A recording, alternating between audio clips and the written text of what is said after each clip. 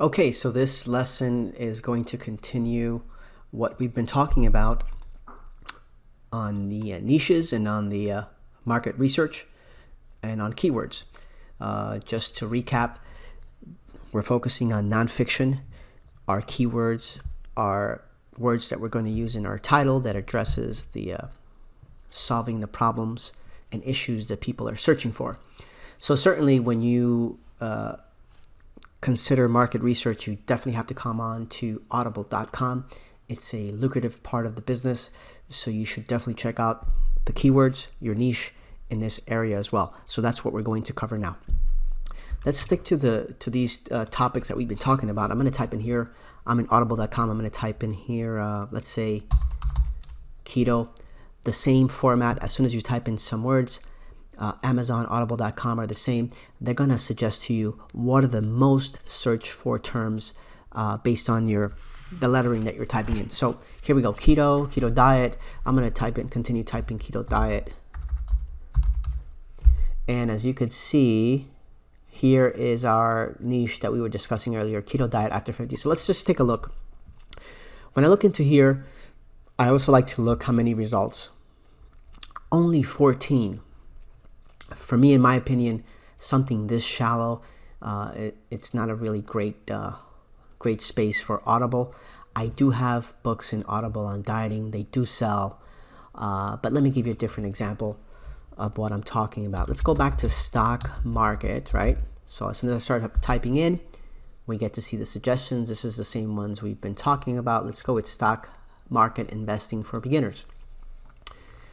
Look at the difference in results, over 473 for this particular keyword, right? Stock market investing for beginners is the title, and it's also the keywords.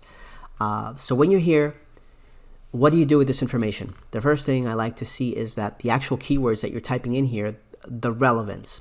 So what does that mean? It means that how close are the keywords to the actual titles, to the actual books that they're selling. So in this case, it's exactly the same, exactly the same, exactly the same, exactly the same. So this is a dead-on keyword, and as you can see, people are publishing in this keyword all day long. So that is relevant. I also like to click on this drop box and look at the bestsellers when I'm thinking about covers.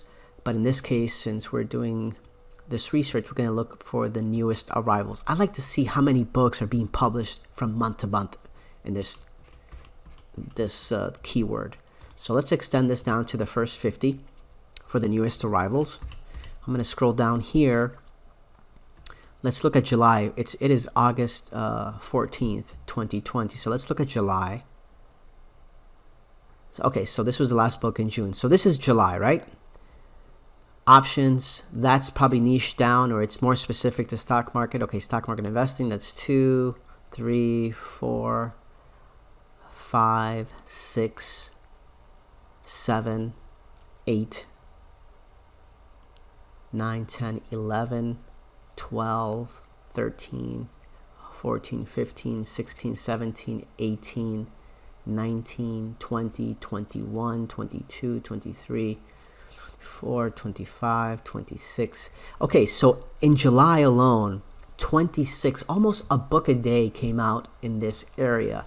Not specifically to stock market investing, because as you can see, this is swing trading, right? So they're niching down specifically to a type of trading, but certainly in this overall niche of stock market or trading. This is highly competitive in my opinion, 26 books in 30 days. And it's already August 14th, and we have one came out yesterday, 2, 3, 4 books already. So you have to take into consideration this competition. We will get into what are good areas to publish, but I just want you to have this space here where you type in your keywords and also look at the analytics. How many people are publishing? Is it popular? I'm of the mindset that I like to compete. I like to be where the business is, even if you're competing against people, as opposed to a keyword where there's not that much traffic, there's not much demand. I'd rather be in a heavier, in more competition than when nobody's buying. Anyway, this is the end of this module. I will see you on the next one.